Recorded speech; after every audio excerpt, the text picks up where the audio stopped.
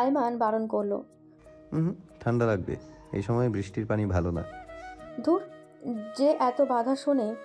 এই প্রাণখোলা আবহাওয়ায় বৃষ্টির পানি থেকে নিজেকে বিরত রাখা যায় নাকি? আচমকা বৃষ্টির কারণে রাস্তাঘাট প্রায় ফাঁকা। মাঝে মাঝে দু একটা রিক্সা গাড়ি ধীর গতিতে ছুটে যাচ্ছে। নিহিন রাস্তার মাঝখানে গিয়ে দু হাত দু প্রান্তে ছড়িয়ে দিল। মুদ্রিত নয়নে বৃষ্টির ফোঁটাগুলো অনুভব করতে লাগলো। আনমনে আয়মান ভিজেই গিয়েছে, তবুও নিহিনের সাথে এসে ভিজবে না। নিহিন গাল ফুলিয়ে হাঁটতে লাগলো আয়মানের পিছু পিছু। লেকের পাড়ে আসতেই মনে পড়ল এখানেই সে একদিন আয়মানকে ফেলে দিয়েছিল। অজান্তে সে সশব্দে হেসে উঠল। আয়মান জিজ্ঞেস করলো, হাসছো কেন? মনে আছে তোমার নাকানি চুবানি খাওয়ার কথা? মনে নেই আবার? সুদসহ পরে ফেরত দেবো। ঋণী থাকতে ভালো লাগে না।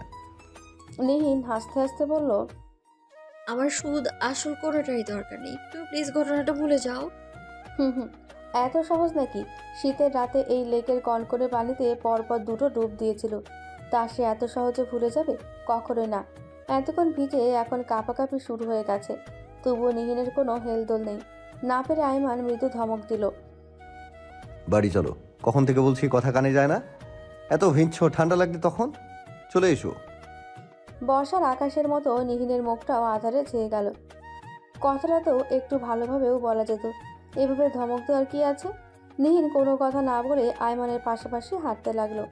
এতটুকু সময়ের মধ্যে রাস্তায় ভালোই পানি জমেছে। হাঁটতে বেগ পেতে হচ্ছে। একটা রিকশাও নেই। পা ফেলতে হচ্ছে খুব সাবধানে। আয়মান নিহিনকে বলল, হাত ধরে হাঁটো। হঠাৎ ছোটখাটো গর্তে পা পড়ে গেলে তখন আর সামলাতে পারবে না। নিহিন হাত ধরল না। একটু আগে ধমক দিয়ে এখন আবার মিষ্টি মিষ্টি কথা বলতে আসছে। যত সব। আইমানের মিষ্টি কথায় গলে না গিয়ে বিপত্তি বাঁধল। ছোটখাটো একটা গর্তে পা আটকে পড়েই যাচ্ছিল। তবে আইমান সামলেছিল বলে রক্ষা। আইমানের হাত ধরে নিজেকে সামলে নিয়েছে। হাতটা এত শক্ত করে ধরেছে যে নিহিনের নখ দেবে সাথে সাথে রক্তাক্ত অবস্থা। নিহিন আঁতকে উঠল। বৃষ্টি তখন ছিল না বললেই চলে। আইমানকে নিয়ে এক কোণায় দাঁড়ালো। গায়ের ওড়নার প্রান্তদেশ থেকে কিছুটা অংশ ছিঁড়তে চেষ্টা করলো, কিন্তু পারল না। আয়মানের কপালে পরপর কয়েকটা ভাঁজ পড়ল। আশ্চর্য, এই মেয়ে কি নিজেকে সিনেমার নায়িকা ভাবে নাকি?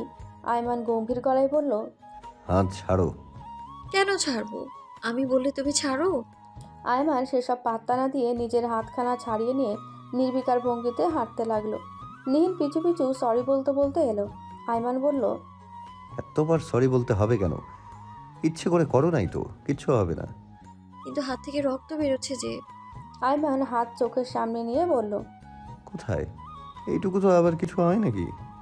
নীল অপরাধীর মতো মুখ করে চলল। বাড়ি ফিরে এসে দ্রুত ভেজা কাপড় চেঞ্জ করে ব্যস্ত ভঙ্গিতে আয়মানের হাত ব্যান্ডেজ করে দিল।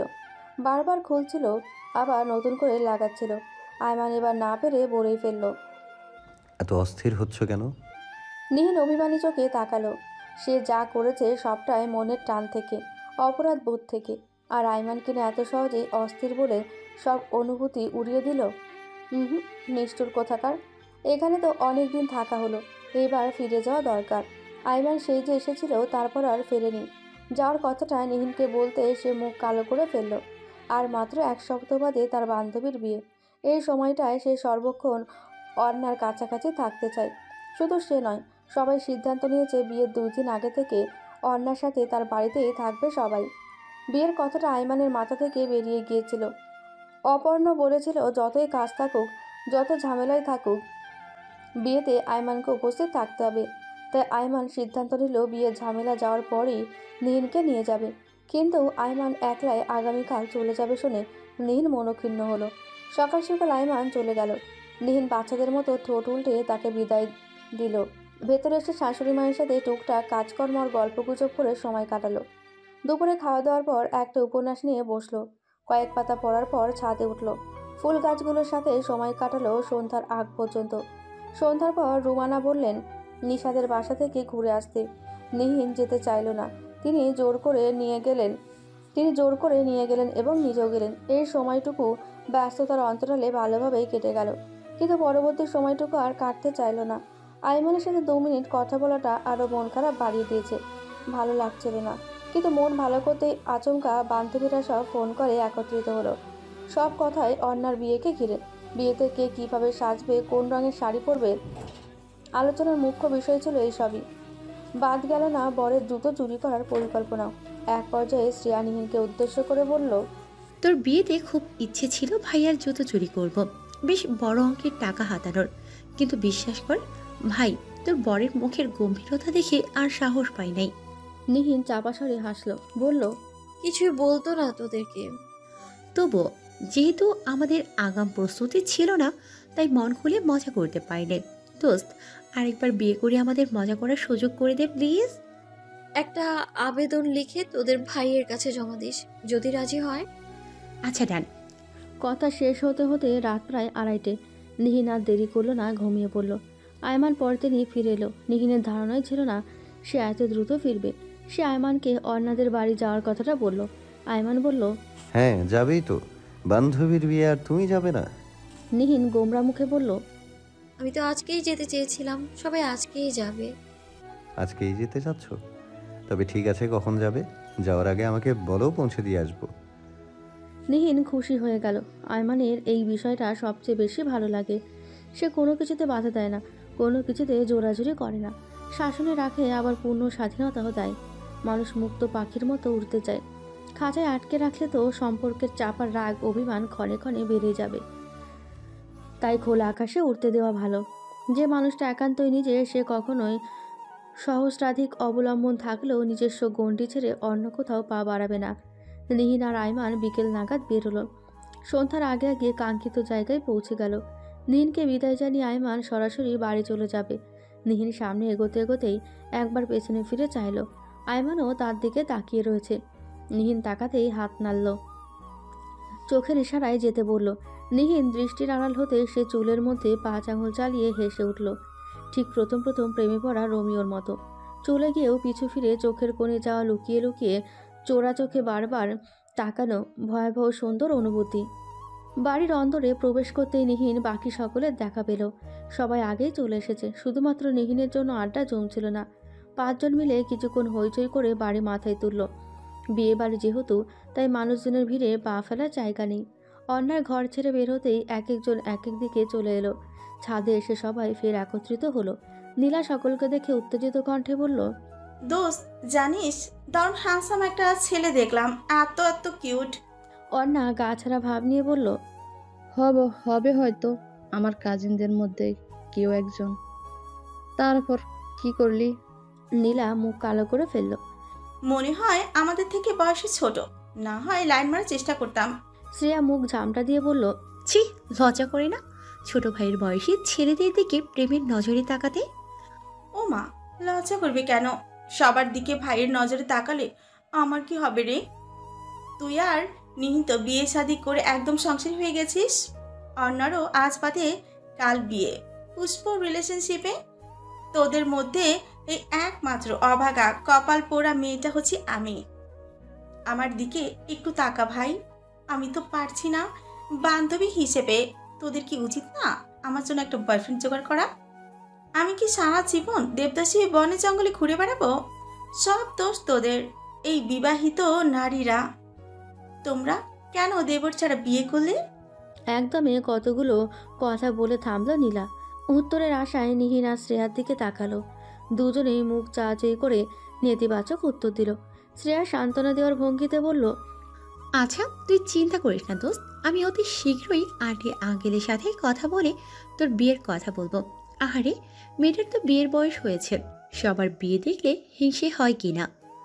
নীলা মন খারাপ করে তাল মেলালো, কিন্তু তারপরই আরেকটা ছেলেকে দেখিয়ে অহন্যাকে জিজ্ঞেস করলো, দোস্ত, ওই ছেলেটা কে রে? অহন্যা নীলার দৃষ্টি অনুসরণ করে তাকিয়ে চোখ বড় বড় করে বলল, ও মা, কার দিকে নজর দিচ্ছিস? ওটা বড় আব্বুর ছেলে আহাদ ভাই। ওইটা কি আমার চাই? অহন্যা আঁতকে উঠে বলল, তুই ওরে ছেড়ে দে, আমি তোকে সেম ডিজাইনের ভালো ভালো কালেকশন দেখাবো। কথা দিচ্ছি তোর প্রেম আমি করিয়ে দেব, কিন্তু ওর দিকে নজর দিস না। সে পর্যায়ে রাগী, গাঢ় তেরা, ছড়া মেজাজ আমার ভাই, অথচ আমি ভুলে ওর সাথে কথা বলি না। নীলা আপ্লুত হয়ে বলল, ওহো, সবার থেকে সেরা, এই জন্যই তো আমি প্রথম দেখাতে প্রেমে পড়ে গেছি। নিহিন এগিয়ে এসে ওর মাথায় আলতো করে থাপ্পড় মেরে বলল, প্রথম দেখায় প্রেম হয় কিভাবে রে? আমার ওনার তো মনে হয় আমায় দেখে এখনো প্রেম হলো না, আর তুই কিনা এক দেখাতেই ধপাস। প্রেম হয় নাই, হয়ে যাবে। তুই চিন্তা করিস না। ভাইয়ার ব্যাপারটা আমি পরে দেখছি। আগে এই ব্যাটাকে একটু বাজে আসে। অন্য ও কি করে, মানে ওর সম্পর্কে যা জানিস বলতো। অন্না অসহায় মুখে বলল, দোস্ত, আমি জেনে বুঝে তোকে বাঘের মুখে ছেড়ে দিতে পারি না। এটা একটা মস্ত বড় বাঘ। আমার তো ওই বাঘটা কি দরকার। মনে কর বিয়ের পর কেউ এসে আমার সাথে চুকচুক করছে, ও দেখে বাঘের মতো ঝাঁপিয়ে পড়ে আমার প্রোটেক্ট করবে। এখানে কথাই হলো না, অথচ তুই বিয়েতে চলে গেলি। বিয়ে করবি ওকে? না হয় এত কিছু জিজ্ঞেস কেন করছি তোকে? তুই ওর সম্পর্কে বল এবং তোর বড় আম্মুকে আমায় চিনিয়ে দে। ওকে পটাতে না পারলে সোজা হবু শাশুড়ি মাকে পটাবো। অগত্যা অন্নাকে সব বলতে হলো। ফাহাদ কই থাকে, কি করে, বয়সের গ্যাপ সবটা জেনে নীলা সামনে এগোতে উদ্যত হলো। অন্না হাত টেনে ধরে বলল, কি বলবি ভাইয়াকে? নীলা চোখ টিপে বলল, হেই ডার্লিং, হাউ আর ইউ? সে চলে গেলে উপস্থিত সকলে হেসে উঠল, অন্না বাদে। কিছুটা এগিয়ে গিয়ে নীলা আর ফাহাদের কথা শোনার ব্যর্থ চেষ্টা করলো। এদিকে শ্রেয়া হাসতে হাসতে বলল, নীলাটা একটা পাগল। অবশ্য বিয়ের আগে আমরাও কত করেছি, তাই না? এখন আর ভালো লাগে না। অনেক রূপবান কেউ সামনে দিয়ে গেলেও তাকাতে ইচ্ছে করে না। দৃষ্টি একজন মানুষের মধ্যেই আটকে গেছে। নিহিন তন্ময় হয়ে বলল, আমারও কাউকে দেখতে ভালো লাগে না, কারো কথাও শুনতে ভালো লাগে না। শুধু মনে হয় সামনে বসিয়ে শুধু ওকেই দেখি, পুরোটা মুখস্থ করে ফেলি। ইদানিং তো চোখ বুঝলেও তার চেহারাটা ভেসে ওঠে, একদম শান্তি পাই না। সবকিছুতেই ওকে মনে পড়ে আমার। এখন তোদের মধ্যে আছি বলে ঠিক আছে, নয়তো ওকে ছেড়ে একলা থাকতে হলে মরেই যেতাম আমি। শ্রেয়া আর পুষ্প দুজনে নিহিনের দিকে তাকালো। শ্রেয়া ঠোঁটে দুষ্টু হাসি বজায় রেখে বলল, তুই দেখি গভীর প্রেমে পড়েছিস। ভাইয়া জানে তোর এই কথা? ধুর, সে কিছুই জানে না। সারাদিন শুধু আমার সাথে ঝগড়া করে, উল্টোপাল্টা কথা বলে, মাথায় আগুন ধরিয়ে দেয় আমার। শ্রেয়া হাসলো, নিহিনের হাত ধরে বলল, তোর মতো একই অনুভূতি হয়তো ভাইয়ারও হচ্ছে। সে প্রকাশ করতে পারছে না বলে তোকে ইনডিরেক্টলি বোঝানোর চেষ্টা করছে। তুই ভাই আসলেই বোকা। তোকে কেউ কিছু না বললে তুই সেটা সাধারণ অর্থে বুঝে নিবি, কিন্তু এর পেছনে যে আরো না বলা অনুভূতি রয়েছে তা তুই বুঝিস না। খোলাখুলি ভাবে না বলে কি করে বুঝবো? আমি কি জ্যোতিষী যে মন পড়ে ফেলবো? ইস, পরে গাধি একটা মেয়ে। জ্যোতিষী হলে তো তোকে সবার মন বুঝতে হবে। তাই সবার মন বুঝতে যাবি কেন? তুই যাকে ভালোবাসিস তার মন বোঝ। তুই তোর খুচরো খুচরো অনুভূতিগুলো তার সামনে প্রকাশ কর। তার ছোট ছোট বিষয়গুলো খেয়াল কর। যত্নে শুধু জিনিসপত্রই স্থায়ী হয় না, সম্পর্ক স্থায়ী হয়। নিহিন কাতর কণ্ঠে বলল, অনুভূতি প্রকাশ করলে যদি মূল্য না দেয়, সস্তা ভেবে যদি ছুঁড়ে ফেলে দেয়। শ্রেয়া কিঞ্চিত হেসে বলল, সেটা তো ক্ষেত্র বিশেষ। আর আমি তো বলছি না তুই তোর সব অনুভূতি একসাথে প্রকাশ কর, বলছি ধীরে ধীরে। ভালোবাসায় স্থিরতা বড্ড গুরুত্বপূর্ণ। তাড়াহুড়ো করতে নেই নিহিন। অপেক্ষা কর, সময় দে, বুঝতে চেষ্টা কর, যত্ন নে, খেয়াল রাখ, দেখবি সব হয়ে যাবে। নিহিন সব বুঝে গেছে এমন ভাব করে মাথা নাড়ল। তারপর কিছুক্ষণ শ্রেয়ার কথাগুলো ভেতর থেকে উপলব্ধি করার চেষ্টা করলো। একটা ব্যাপারে খটকা লাগলো, আয়মান তাকে ভালোবাসে। সেটা আবার রাগারাগি ঝগড়া করে বোঝাতে চাচ্ছে। কি করে সম্ভব? না, এত কিছু তো মাথায় ধরে না। থাক, অন্যার বিয়ের অনুষ্ঠান চলে যাক, তারপর বরং সে সব বাদ দিয়ে আয়মানকে বুঝতে আটঘাট বেঁধে নামবে। নীলা ফাহাদের সাথে কথা বলা শেষে এসে উচ্চস্বরে হেসে উঠল। অন্না বিরক্তি নিয়ে তাকালো। সে দূর থেকে নীলার কথা সামান্য কিছু শুনেছে। সে কথার এক পর্যায়ে ফাহাদকে বলেছে, আপনি এভাবে ভর সন্ধ্যায় হাঁটাহাঁটি করছেন কেন? ফাহাদ কিছু বোঝেনি, এমন ভাব করে তাকিয়েছে। নীলা পুনরায় বলল, না মানে এভাবে ভর সন্ধ্যার মনের ঘরে হাঁটাহাঁটি করলে ফুসফুসে ব্যথা লাগে, বোঝেন না কেন? ফাহাদ অবাক হয়ে গিয়েও নিজেকে সামলে নিল। নীলার দিকে অগ্নিঝরার দৃষ্টি নিক্ষেপ করল। অন্যতা আর কিছু শুনতে চায় না। ওই দৃষ্টি দেখে ভয়ে চলে এসেছে। নীলা এসে বলল, ভাই, তোর ভাইটা কিন্তু বেশ মজার মানুষ, আমার হেব্বি লেগেছে। এখন তোর কাজ হচ্ছে ওর ফোন নাম্বারটা আমাকে দেওয়া। অর্ণা সোজা বলে দিল, আমি পারবো না। উফ, যত সব অর্থহীন অলক্ষণে কথা। তুই আমাকে বলিসনি কেন তোর এরকম জোস একটা ভাই আছে? বিয়েটা তোদের আগেই সেরে ফেলতাম আমি। বেশি নাটক না করে ওর ফোন নাম্বার দিবি। তারপর নিহিনের দিকে তাকিয়ে বলল, এরা হচ্ছে সব মুখোশধারী ভদ্রমহিলা। তুই বল, তোর কি কাউকে পছন্দ? আমি সেটিং করিয়ে দিচ্ছি। নিহিন সহসা মাথা নেড়ে বলল, না না, আমি আমার বরের লয়াল বউ। ও হ্যাঁ, ভুলে গিয়েছিলাম, তোর বিয়ে হয়েছে। তোর বর বিয়ের দিন আসবে না, সেদিন তোর সাথে সেটিং করিয়ে দিব। দেখবো একটা প্রেমে না পড়ে যায় কই। নিহিন কিছু বলল না। আশ্চর্য হয়ে নীলার কাণ্ড কারখানা দেখতে লাগলো। এই মেয়ে এমন ছিল না। প্রেম না করতে পেরে বোধহয় ওর মাথা তার ছিঁড়ে গেছে, শুধু উল্টোপাল্টা কাজ করছে। অন্যার বিয়ের আগের দিনগুলো এভাবেই কাটলো। নীলার সাথে ফাহাদের কাহিনীও বেশ মুখরোচক। নীলাও আড়ঘাড় বেঁধে নেমেছে, যে করে হোক সে এই ছেলেকে তার প্রেমের জালে ফাঁসাবেই। এখন ছেলেটা কতটা ফেসেছে জানা নেই, তবে যে একটু হলেও ফেসেছে এটা তারা বেশ ভালোই বুঝতে পারছে। সেদিন তো অন্যার থেকে ফোন নাম্বার নিয়ে সরাসরি ফোন করে বলেই ফেলেছিল, হ্যাঁ প্রিয়তম মোর, ছাদে এসো। বিয়ে বাড়ির এত হট্টগোলের মধ্যে তোমার সাথে দেখা হচ্ছে না, ভীষণ মিস করছি। কাল রাতে স্বপ্নে এসে এত জ্বালিয়েছ, আমার ঘুমই হয় নাই। অন্যা সব দেখে আর লুচির মতো ফোলে। চিন্তা হয় প্রচণ্ড, বাড়ির লোক জানতে পারলে কি ভাববে। নিহিনের দিনগুলো তাদের সাথে দুষ্টুমিতে বেশ ভালোই কাটছিল। আয়মানের সাথে প্রতিদিন নিয়ম করে ফোনে কথা হয়। একটু একটু করে কৌশল খাটিয়ে বোঝার চেষ্টা করে আয়মান তার শূন্যতা অনুভব করছে কিনা। কিন্তু মানুষটা এতই চাপা স্বভাবের যে ভালো মন্দ কিছু বুঝতেও দেয় না। যথারীতি বিয়ের দিন ঘনিয়ে এলো। বন্ধুর বিয়ে এবং বন্ধুর অনুরোধ রক্ষাতেই আয়মানের এখানে আসা। সে তো নিজের বিয়ের দিন নিহিনের বান্ধবীগুলোকে দেখেছিল, এক একটা চরম পর্যায়ে ঠোঁট কাটা। পুনরায় আজ তাদের কাহিনীগুলো দেখলো। আয়মান আসতেই একজন হুড়মুড় করে এসে বলল, আরে আরে, দুলাভাই এসেছে। আসেন দুলাভাই, আসেন আসেন। পাশ ফিরে কয়েকজন তাকিয়েছে, ভেবেছে নতুন জামাই এলো বুঝি। আয়মান নিহিনকে খোঁজার ব্যর্থ চেষ্টা করলো। নীলা সেটা খেয়াল করে বলল, দুলাভাই শুধু বউকে খুঁজলে হবে? আশেপাশের শালিদের চোখে দেখে না? আমাদের কি চোখে লাগে না? আমরা কি সুন্দর না? আপনার বউকে আপনার মাথা ঘুরিয়ে দিতে পাঠিয়েছে। আয়মান কি বলবে বুঝতে পারছিল না। তার বউ কোথায়? কোনো সৈন্য সামন্তদের হাতে তাকে একা ফেলে দিয়ে চলে গেল। নিহিন কিছুক্ষণ পরে এলো। পরনে টুকটুকে লাল শাড়ি, চোখে মুখে হালকা সাজ, খোপায় বেলি ফুলের মালা। আয়মান চেয়ে রইল। নীলা পাশে দাঁড়িয়েছিল। সে বোধহয় আজ সিদ্ধান্ত নিয়েছিল আয়মানকে ক্ষণে ক্ষণে অপ্রস্তুতে ফেলবে। তাই কিছুটা ফিসফিস করে বলল, কি দুলাভাই, মাথা ঘুরে গেল তো? প্রেমে পড়লেন তো? আরে ভাই, মুখ বন্ধ করেন। করে আছেন, মশা মাছি মুখে ঢুকবে তো। না, আর সহ্য হলো না। এই মুহূর্তে নিহিনকে দেখে আয়মান যেন হাতে আকাশে চাঁদ পেয়েছে। সে উঠে গিয়ে নিহিনের পাশে দাঁড়ালো।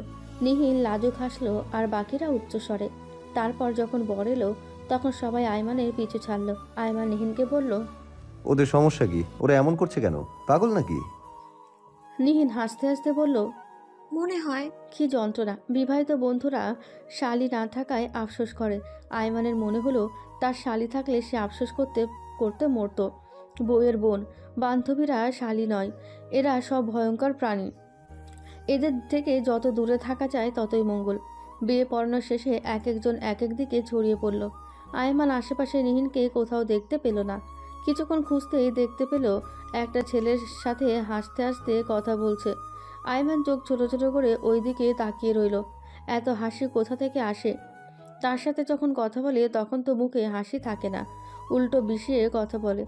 আয়মান ক্ষিপ্ত মেজাজে কিছুক্ষণ অবলোকন করলো তাদের। ঘড়িতে সময় দেখে নিয়েছিল, পাক্কা 23 মিনিট 18 সেকেন্ড। দুজন বকবক করছিল। ধৈর্যের বাঁধ যখন একদম শেষ সীমানায় গিয়ে টপকালো তখন আয়মান এগিয়ে গিয়ে নিহিনের পাশে দাঁড়ালো। আচমকা আয়মানকে দেখে এসে থতমত খেয়ে গেল। মৃদুস্বরে বলল, কি হয়েছে? আয়মান মুখে কিছু বলার প্রয়োজন বোধ করলো না। নিহিনের হাত ধরলো এবং সেখান থেকে টেনে নিয়ে এলো। নিহিন কিছুটা অবাক হয়ে বলল, কি হয়েছে? আয়মান থামলো, তবে নিহিনের হাত ছাড়লো না। বলল, ওখানে কি করছিলে? মানে, তুমি দেখোনি আমি কি করছিলাম? দেখেছি। তবে জিজ্ঞেস কেন করছো? আইমান শান্ত কণ্ঠে নিহিনের হাত ছেড়ে দিয়ে বলল, তোমাকে জিজ্ঞেস করা যাবে না, জানা ছিল না। যাও, কি করছিলে করো। আইমান অন্যদিকে মুখ ঘুরিয়ে নিল। নিহিন সেদিকে গিয়ে বলল, তোমার কি হয়েছে সেটা বলো। কিছু না, যাও তো। তোমার বান্ধবীর বিয়ে, সেখানে যাও। ওকে সময় দাও। আমার সাথে কি? নিহিন পুনরায় জিজ্ঞেস করলো। কি হয়েছে বলবে না? না। নিহিন বিষয়টা বুঝতে পারল, তাই নিজে থেকেই বলল, ওর সাথে কথা বলেছি বলে রাগ করেছো? ও কিন্তু আমার আমার থেকে অনেক ছোট। রাগ করো না প্লিজ।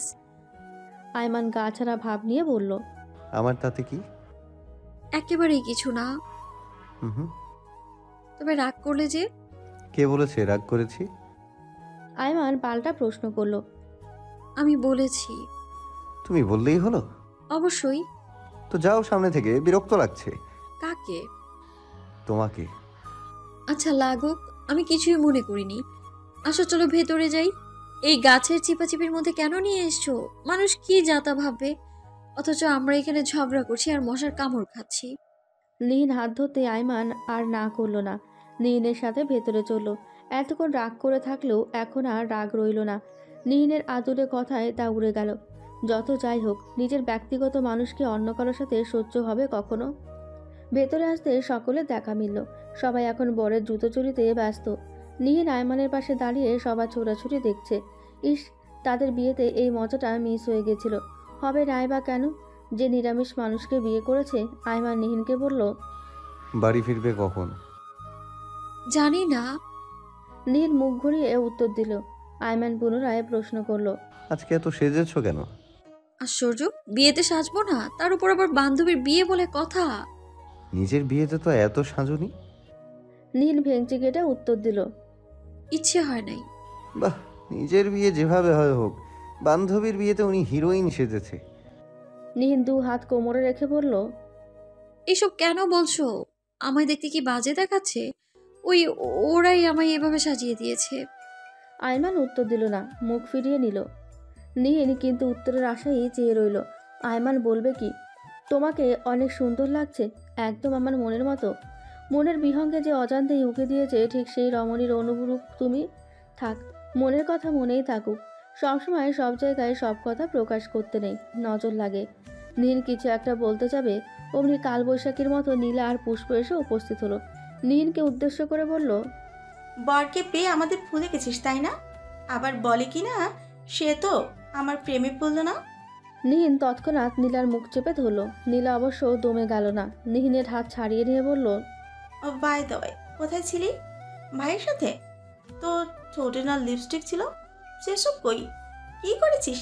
ছি ছি, বিয়ে অন্যার। ও এখনো বাসর করতে পারলো না, আর তোরা এর মধ্যে সেরে ফেললি। শেষের কথাটা বেশ আফসোসের সহিত বলল নীলা। সহসা লজ্জায় কান গরম হয়ে উঠল নিহিনের। আয়মানের দিকে কোনোভাবেই তাকাতে পারবে না, চুপ করে সেখান থেকে কেটে পড়ল। আয়মান চোখ বড় বড় করে কথাগুলো শুনল, কিন্তু সেও আর বেশিক্ষণ টিকে থাকতে পারল না। মেয়েগুলো এত ঠোঁট কাটা নির্লজ্জ। নীল সেই গিয়ে এক কোণায় দাঁড়িয়ে রইল। ইস, কি বাজে একটা ব্যাপার। নীলাটা আসলে গাধি। লিপস্টিক দিয়েছে সেই কখন, এতক্ষণ থাকবে? তারপর তখন থেকে কিছু না কিছু খেয়ে যাচ্ছে। নীলার কাজকর্মের পর আয়মানের সামনে যাওয়াটা নিহিনের জন্য এক প্রকার যুদ্ধের মতোই ছিল। অন্যাকে বিদায় দিতে হবে আর বাড়ি ফিরতে হবে, না হয় সে ইচ্ছাকৃতভাবে কখনোই আয়মানের সামনে আসতো না। কোণে বিদায় শেষে সবাই যে যার মতো বিদায় নিল। আয়মান আর নিহিনের বাড়ি ফিরতে ফিরতে রাত প্রায় 1টা। কাল ফিরে যেতে হবে, তাই কেউ কোনো কথা না বাড়িয়ে ঘুমিয়ে পড়ল। সকাল হতে সবার কাছ থেকে বিদায় নিয়ে নিজেদের গন্তব্যে ছুটল। চট্টগ্রামে আসার পর দিনগুলো এখানের নিয়ম মেনেই কেটেই যাচ্ছে। আয়মান সকালে বেরিয়ে যায়, নিহিন মাঝে মাঝে সঙ্গ দেওয়ার জন্য নিজেও চলে যায়। আয়মান না থাকাকালীন মুহূর্তটা অলসতায় কেটে যায়। কখনো বাড়িতে কথা বলে, কখনো বন্ধু বান্ধবের সাথে কথা বলে সময় কাটে। আবার নিহিন কখনো তাদের সম্পর্ক নিয়ে ভাবতে বসে। অনেক বছর আগে কিছু সময়ের জন্য পরিচয়, তারপর কেটে যায় আরও কতগুলো বছর। আর চেনা নেই, জানা নেই, দ্বিতীয়বার দেখা হওয়ার সম্ভাবনা আছে কিনা এই সম্পর্কেও কোনো ধারণা নেই। আপন গতিতে ছুটে চলা দুটি মানুষের হঠাৎ দেখা হয়ে গেল। সেখান থেকে ফের নতুন পরিচয়, কিছুটা মনোমালিন্যের সম্পর্ক এবং সর্বশেষে নাটকীয় প্রণয়। বর্তমানে তো সম্পর্কের গতিপথ পরিবর্তন হয়েছে। মুখে বলা ছাড়াও একে অপরকে বুঝতে পারে। দুজনের সকল প্রচেষ্টায় এখন সংসারী হওয়ার, নিজেদের একটা ঠিকঠাক অবস্থানে দেখার। ছোটোখাটো কটা কাটাকাটি, খুনসুটি, মজা, আহ্লাদ, মান অভিমান, কিছুটা অভিযোগ অনুযোগ, এই নিয়েই চলছে। সময়টা বর্ষাকাল, যখন তখন আকাশে রং পাল্টে যাচ্ছে। একটু আগের মসৃণ সুবিস্তৃত নীলিমায় এখন যেন রাজ্যের কালো ছায়া ভর করেছে। উত্তরে হাওয়া বইছে ভীষণ দাপুটে ভাবে। নীন একে একে গিয়ে এই ঘর ওই ঘরের জানালাগুলো লাগিয়ে দিল, বারান্দা থেকে রাস্তায় উঁকি দিল। না, এখনো আইমানকে দেখা যাচ্ছে না। এই বৃষ্টি বাদলার দিনে এত সময় নিচ্ছে কেন বাড়ি ফিরতে? কিছুক্ষণের মধ্যেই ভারী বর্ষণে আশপাশ ঝাপসা হয়ে এলো। তখনই বিদ্যুৎ বিভ্রাট হলো। নীল দ্রুত পায়ে ঘরে গিয়ে ফোন হাতে নিল। আইমানকে ফোন করার আগেই খেয়াল হলো সে আধা ঘন্টা আগে একটা মেসেজ পাঠিয়েছে। আজ আমার ফিরতে একটু রাত হতে পারে। নিহিনের বুক কেঁপে উঠল। এইকে তো এমন ঝড় বৃষ্টি, ক্ষণে ক্ষণে বিজলি চমকাচ্ছে, বাজের শব্দে কানে তালা লাগার জোগাড়। এর মধ্যে বাসায় একা থাকতে হলে তো কথাই নেই। সে ফোন না করে একটা মেসেজ পাঠালো। তোমার ফিরতে আনুমানিক কয়টা বাজবে? দীর্ঘক্ষণ অপেক্ষা করার পরও ওপাশ থেকে কোনো উত্তর এলো না। নিহিন ফোনটাকে অবহেলায় ফেলে বিছানার এক কোণে গুটিসুটি মেরে বসলো। বাজ না পড়লে সে বারান্দায় গিয়ে গা ভেজাতো। সুবর্ণ সুযোগ ছিল। আইমান কখনোই স্বেচ্ছায় বৃষ্টিতে ভিজতে দেয় না, বলে জ্বর আসবে, তখন আবার জ্বরের ঘরে উল্টোপাল্টা বকবে। নিহিন মুখ কালো করে রাখে। একদিন উল্টোপাল্টা বকেছে বলে কি সব দিনই বকবে নাকি? আইমান বাড়ি ফিরল 8টার পরে। নিহিন বালিশে মুখ গুজে শুয়ে আছে। আইমানের কাছে বাড়তি একটা চাবি থাকেই। নিনকে বিরক্ত করতে চায় না বলে সে ঘরে থাকা সত্ত্বেও আইমান কখনো দরজায় সরাসরি নক করে না। আজও নিজেই লক খুলে ঘরে ঢুকলো। নিনকে শুয়ে থাকতে দেখে কোনো কথা না বলে ফ্রেশ হতে গেল। ফিরে এসে নিহিনকে ডাক দিল। জিজ্ঞেস করলো, নিহিন, ঘুমিয়েছো নাকি? নিন ওভাবে মুখ গুজে উত্তর দিল, না। সরি, আমার আজকে তাড়াতাড়ি ফেরা উচিত ছিল, কিন্তু আজকেই দেরি হয়ে গেল। প্রথমত একটা কাজে আটকে পড়েছিলাম, দ্বিতীয়ত আসার পথে। নিহিন আইমানকে কথার মাঝখানে থামিয়ে দিয়ে বলল, এত কৈফিয়ত আমি চেয়েছি? চাইতে হবে কেন, আমি নিজ থেকে দিচ্ছি। ঘরের বউ বলে কথা, সব সময় সমছে চলতে হয়। বলা যায় না কখন আবার সব ছেড়ে ছুড়ে বাপের বাড়ি গিয়ে বসে থাকে। নিন চোখ পিটপিট করে ঘুরে তাকালো। অমনি আঁতকে উঠল। এতক্ষণ শুধুমাত্র আইমানের সাথে কথা বলেছে, মুখ গুজে থাকার জন্য তার দিকে তাকায়নি। এইমাত্র দেখলো কপালে ব্যান্ডেজ করা। ফটাফট উঠে বসলো। উদ্বিগ্ন হয়ে জিজ্ঞেস করলো, কি হয়েছে তোমার, এই অবস্থা কেন? কপালে কি হয়েছে? অ্যাক্সিডেন্ট? আগে কেন বলনি? আইমান ধীর কণ্ঠে বলল। এতগুলো প্রশ্ন করলে জবাব দিব কোনটার? নিন এইবার বেশ জোরে চেঁচিয়ে বলল, বলবে তো কি হয়েছে তোমার? নাথিং সিরিয়াস, ছোটোখাটো একটা অ্যাক্সিডেন্ট। ওই আসার পথে চৌরাস্তার মোড়ে। তুমি যেরকম উত্তেজিত হয়েছো সেরকম কিছু নয়। আমাকে এসে কেন বললে না? আইমান এক কোণায় বসে বলল। পাত্তা দিলে কোথায়, মুখ গোড়া করে শুয়েছিলে। নিহিন মাথা চাপড়ে বলল, আমি আসলেই একটা গাধা। Sorry, extremely sorry. বৃষ্টিতে ভিজে এসেছো তাই না? আমায় ভিজতে মানা করো, অথচ নিজে বসে আমি আসছি। নিহিন যেতেই আইমান হাত পা ঝাড়া দিয়ে হেলান দিয়ে বসলো। ব্যথাটা বেশ ভালোই পেয়েছে। হাতেও কিছু কিছু জায়গায় কেটেছে, সেসব একটু জ্বালা পোড়া করছে। নিহিন কিছুক্ষণের মধ্যেই কফি বানিয়ে নিয়ে এলো। আইমানকে দিতে এসে বলল, বাহ, ইদানিং বেশি খুব বুঝদার হয়ে উঠেছ। Thank you. নিহিন কিছু বলার আগেই আইমান পুনরায় বলল, আচ্ছা শোনো, মায়ের সাথে কথা হলে এই ঘটনা সম্পর্কে কিছু বলো না, অযথা ওখান থেকে টেনশন করবে। আবার দেখা গেল সরাসরি এখানে এসে আমার পিঠে দুরুম দুরুম কয়েক ঘা বসিয়ে দিল। নিহিন জোরে হেসে উঠল, বলল, তবে আমি কি ফ্রি ফ্রি নাটক দেখা মিস করব কেন? বলে দিই, কি বলো? এই না না, মান ইজ্জত ডুবিও না। তুমি এমনিতেই কোথায় কোথায় কার কার কাছে আমার নামে কি কি বলেছো। নিহিন চোখ কপালে তুলে বলল, ও মা, নিচে দোষ কেন দিচ্ছ? কাকে কি বলেছি আমি? মনে করো। পারবো না, তুমি বলো। আমার ঘুম পেয়েছে বুঝে, এখন ঘুমাই।